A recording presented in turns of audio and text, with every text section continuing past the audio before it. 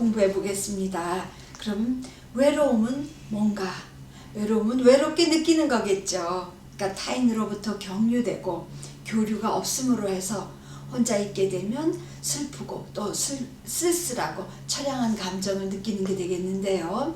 그러니까 이혼 후 외롭게 느끼는 원인들을 한번 따져보면 아무래도 이제 부부 중심의 사회잖아요. 그러니까 뭐 이렇게 모임이 있으면 부부 중심을 우선으로 하잖아요. 그런데다가 또 동시에 개인주의 사회에 살고 있는 거죠. 그러니까 가족이나 친구랑 좀 멀어져 사는 그런 사회잖아요. 개인주의, 나 우선주의 사회니까. 그렇기 때문에 그런 데서 오는 고립된 느낌, 또 이혼 후에 이제 무가치하다는 느낌, 자신의 존재에 대해서 가치가 없다고 느끼는 거, 그 다음에 이제 영적인 원인도 여기에 포함될 수 있습니다. 그러니까 악한 영들이 너는 혼자야, 아무도 없어, 이런 식으로 자꾸 부정적인 요소를 불러일으키니까요.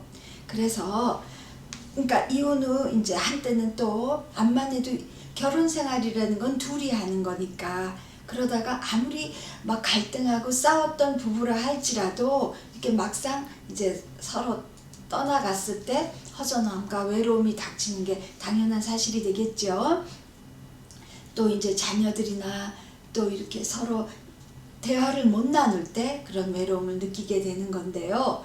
자, 그러면 외로움의 분류를 해볼게요.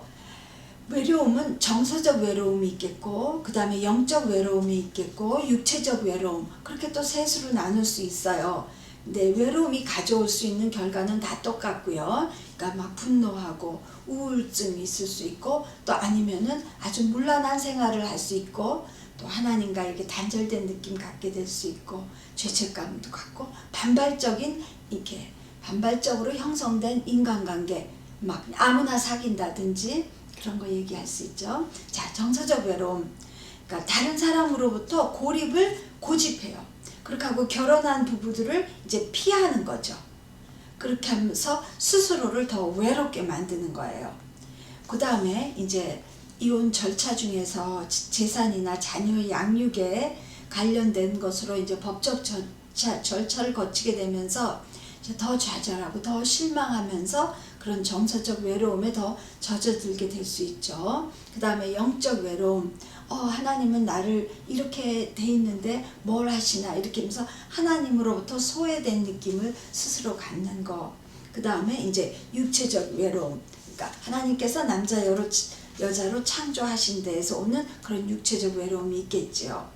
자, 그 다음에 외로움 극복을 위한 방법으로 이제 우선 크게 두 가지로 나눈다면 그냥 외로워하기, 그 다음에 홀로서기, 그렇게 나눠볼게요. 그러면 외로워하긴 뭐예요? 그러니까 자기가 처해진 상황에 대해서 그냥 부정적인 생각으로 어떻게 보면 이렇게 신세한탄 같은 거 하는 거.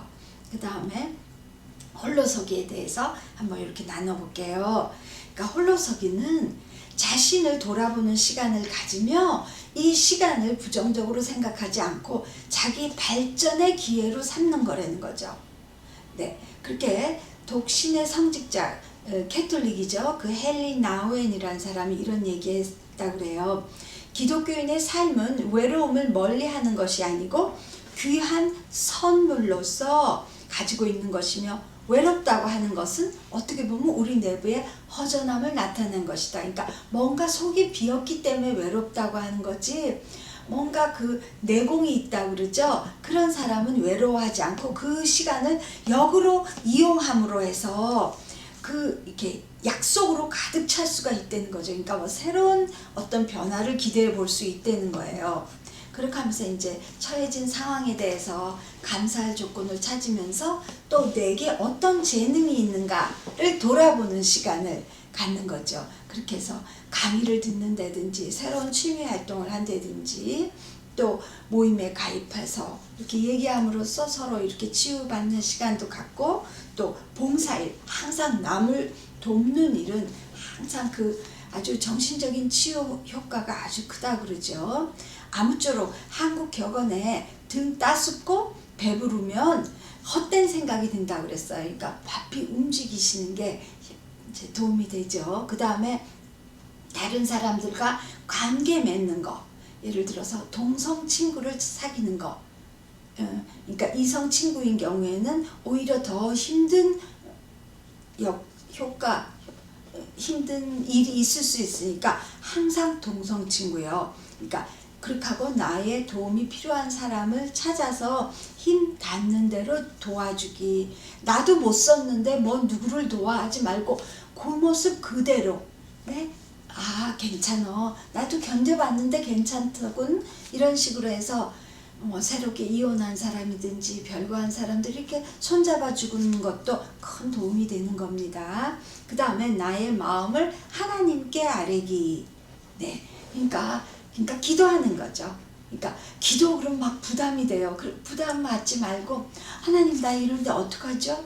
그렇게 자꾸 하나님을 찾으면요, 정말 하나님 어떤 방법으로든지 응답하십니다. 사람을 통해서든지 이렇게 말씀을 통해서든지 찬송을 통해서든지 그런 걸 체험하신 여러분 되시길 바라고요. 자, 그러면 제목대로 죄책감은 뭐냐?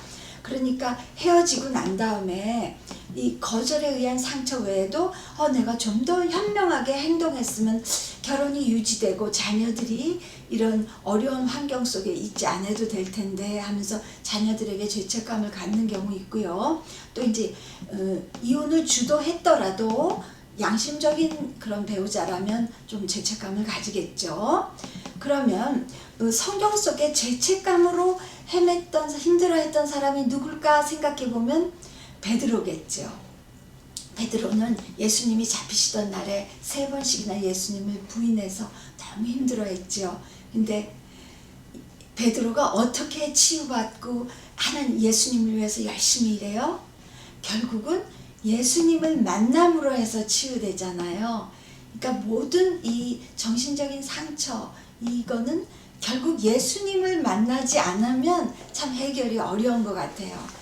여러분도 그렇게 이제 하시도록 하고요. 그래서 해결되지 않은 죄책감에 의해서 나타날 수 있는 현상은 이제 자존감이 낮아져요. 나 같은 게, 나 죄투성이의 나 같은 게, 이러다 보면 낮은 영성, 하나님으로부터 자꾸 피하게 돼요. 멀어지게 돼요. 뭐 내가 무슨 교회를 가, 나 같은 놈이 어떻게 가, 이런 식으로. 그 다음에 이제 화를 쉽게 내고 또 거칠게 행동하게 돼요. 자신의 이렇게 뭔가 불편하기 때문에. 또 어떤 사람은 아니야, 예수님께서 당신의 죄를 다 사해 줬어. 그런데도 아니라고, 아니야, 나는 죽일 놈이야, 나 같은 나쁜 놈이 막 이래요. 그게 그 사람 되게 양심적인 것 같다고 생각할 수 있지만 절대 아니라는 거죠. 결국은 이 마귀의 도구가 된다는 거예요. 마귀가 왜 이 세상은 정말 우는 사자들이 삼킬 자를 찾아다닌다 그랬잖아요. 마귀들은 그래, 맞아, 끊임없이 그래, 너 같은 사람이 어떻게 하나님으로부터 용서받아? 너는 결코 용서를 못 받을 사람이야. 이런 식으로 자꾸 마귀가 참소한다고 그러죠. 귀에다 속삭이게 되면 자책을 넘어서 자학하게 되면, 그러면 결국 스스로를 다른 사람으로부터 자꾸 멀리하게 함으로써 다른 사람의 단절을 가져오게 하는 거죠. 자, 그러면 이 모든 악한 것으로부터 어떻게 해결이 되냐? 한 가지라 그랬죠. 아까 베드로 잠깐 얘기했을 때, 그러니까 회개의 기도를 통해서 하나님과 깊은 교제를 가질 때 그 회복되는 열매를 맺을 수 있습니다. 예수 그리스도의 은혜로 이미 우리는 죄 사함을 얻었기 때문에 더 이상의 정죄함이 없는 거죠. 아시겠어요? 그러니까 그리스도 안에 있는 우리는 새로운 피조물이라. 이전 것은 지나갔으니 보라 새 것이 되었도다. 여러분 축복합니다. Like the first morning, blackbird has spoken.